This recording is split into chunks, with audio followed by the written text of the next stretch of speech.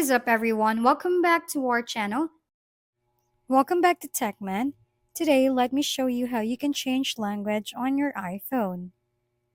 This will be quick and easy, so make sure to watch the video until the end. Let's first open our Settings app. On the search box on the top, just simply search Language. Click this Language and Region option. So from here, you can see the list of your preferred languages. In my case, I have English, Filipino, and Japanese. You can add more languages by tapping Add Language right here. Scroll down or search for the language you like and tap on it. After clicking that, you might see a prompt saying changing language may require restarting your iPhone.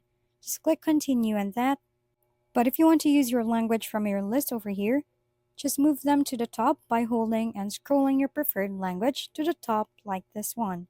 On the prompt, hit continue and there you have it.